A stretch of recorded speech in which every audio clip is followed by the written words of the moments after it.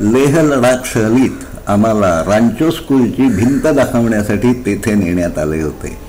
लडाखमधील द्रुप पदम कार्पो स्कूल हे रांचो स्कूल म्हणून ओळखले जाते. आमिर खानचा 3 इडियट्स हा चित्रपट येथे काढण्यात आला होता. भारतीय जनमानसाला चित्रपटांचे विलक्षण वेड आहे. वास्तवात 2010च्या धगफुटीत शाळेची इमारत व तेथील सर्व काही वाहून गेले होते. पण पर्यटकांना तो परिसर पाहायचा असतो. पर्यटकांसाठी आकर्षण म्हणून तेथे असणारी भिंत नव्याने बांधण्यात आली. त्यावर असणारी चित्रे तेथे परत काढण्यात आली. 2010च्या ढगफुटीत तेवढीच शिल्लक राहिलेली भिंत आम्ही पर्यटकांना दाखवतो असे सांगण्यात येते.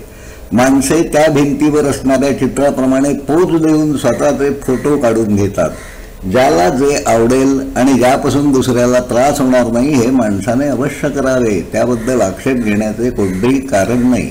पण पुढील पिढ्यांचे कल्याण व्हावे म्हणून जीवनात जे काही महत्त्वाचे आहे ते समजून घेण्यासाठी माणसांनी वेळ काढायला हवा. पर्यटक 3 इडियट्सची चित्रे असणाऱ्या भिंतीसमोर उभे राहणे, चित्रपटाच्या स्मृती आठवण्यात दंग होणे हे करीत होते. पण दुर्दैवाने 2010ची ढगफुटीची आपत्ती किती भीषण होती हे समजून घ्यावे असे तेथे कुणालाच वाटत नव्हते. ढगफुटीनंतर आलेल्या पुराच्या घटनेत तेथील 255 माणसे मेली. कितीतरी घरे वाहून गेली. हजारो माणसे जखमी झाली. शेती उद्ध्वस्त झाली. लडाखच्या परिसरात ढगफुटीच्या छोट्या मोठ्या घटना नेहमी घडत असतात. वेगाने येणारे पाणी सारे काही ओढून नेत असते. त्यावेळी झालेल्या घटनेत डोंगरावरून आलेल्या पाण्यात तेथील बरीच माती वाहून आली होती. त्या परिसरात 9 फूट उंचीचा चिखलाचा थर साठला होता. ढगफुटीच्या वेळी आकाशातून अक्षरशः पाणी ओतले जाते.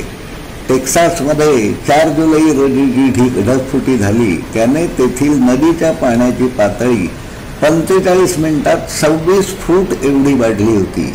हे पाणी वाटेत येणारे सारे काही ओढून नेत असते. या पुरात किती झाडे वाहून गेली हे कधीच सांगितले जाणार नाही. पण पुराच्या पाण्याबरोबर वाहणारा कचरा पाहताना टेक्सासमधील या आपत्तीची भीषणता लक्षात येते. हवामान बदलामुळे टोर्नाडोज ढगफुटीच्या घटनात खूप वाढ झाली आहे. तज्ज्ञांच्या मते अशा घटना यापुढे वारंवार घडणार आहेत. आपण ढगफुटी थांबवू शकणार नाही. पण डोंगरावरून येणाऱ्या पाण्याचा वेग कमी व्हावा म्हणून त्या जागी वृक्षवेली लावणे, जगविण्याचा प्रयत्न करणे निश्चित शक्य आहे.